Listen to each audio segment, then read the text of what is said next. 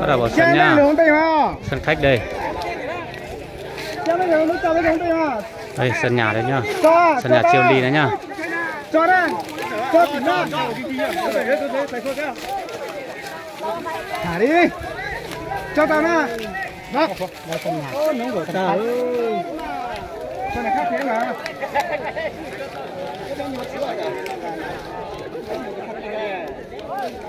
Bắt đầu ngắm nhá.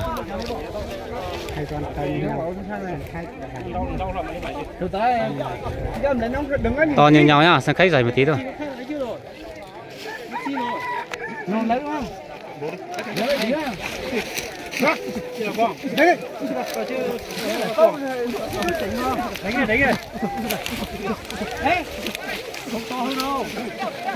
Đánh đi.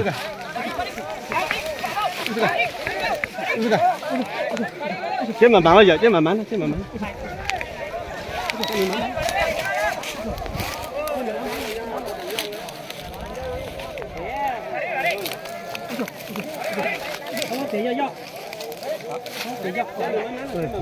màn to thì rất. Đấy rồi. Chỉ cản rau à.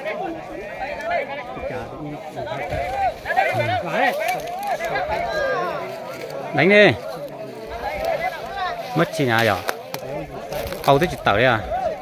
Chim không có tên nào nên này không đánh được không? Mình chỉ thất thôi đến nọ thôi mà. Giờ nè. Chỉ cho cản rau. Yeah. Đánh đi, vào luôn. Trận nào đi, sao không vào nhỉ? Sao thoát nhau vậy báo cáo? Nhau vậy, thoát nhau vậy. Trời ơi, trời.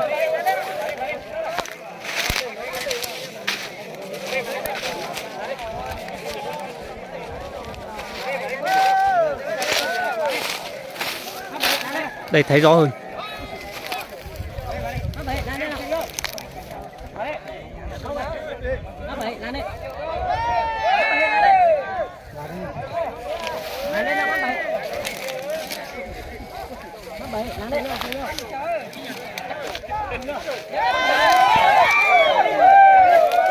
Đánh rồi nhá.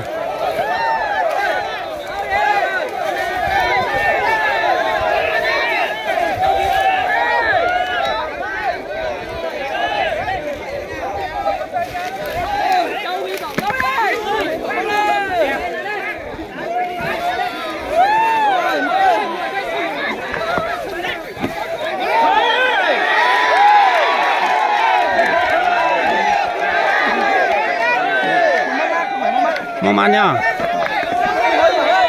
Vào đi.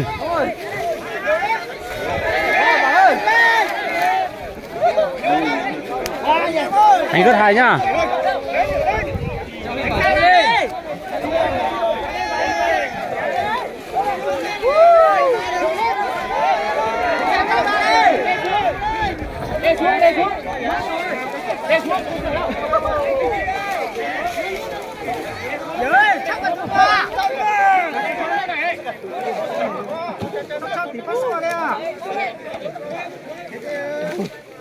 Ôi, sổng chai lô tết chả nó.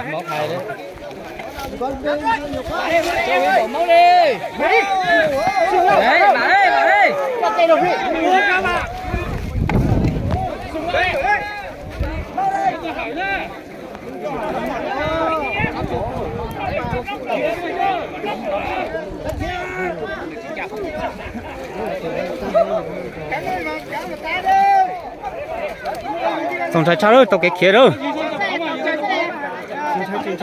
Đâu nó sụt lại có nghe hạt rồi.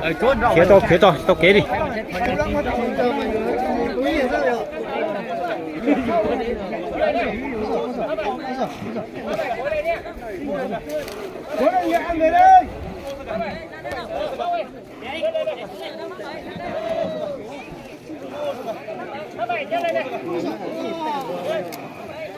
Các cô ăn khao từ từ mất ta.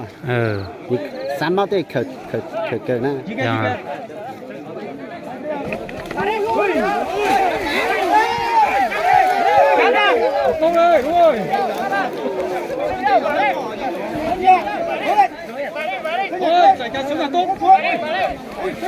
Ô vả thế à.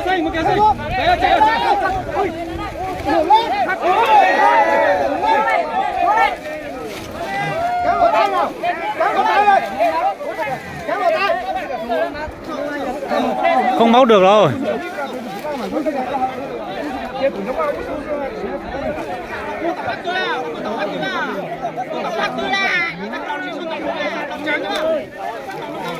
Đây rồi cô. Dạ đấy rồi. Đấy rồi. Thì xử lý thế này đó. Nhiều lên. Kéo vào tay nào.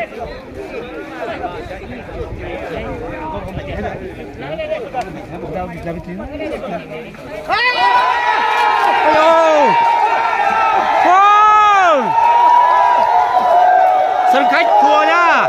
Sân nhà nhá, sân khách đi nhá. Sân khách đi rồi.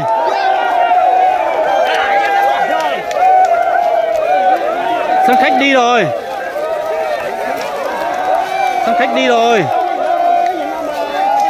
Oh.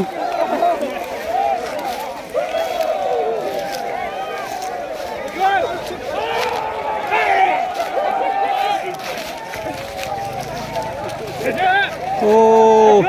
Vui lắm nhá. Vui hơn ăn Tết nhá. Sân khách đi rồi.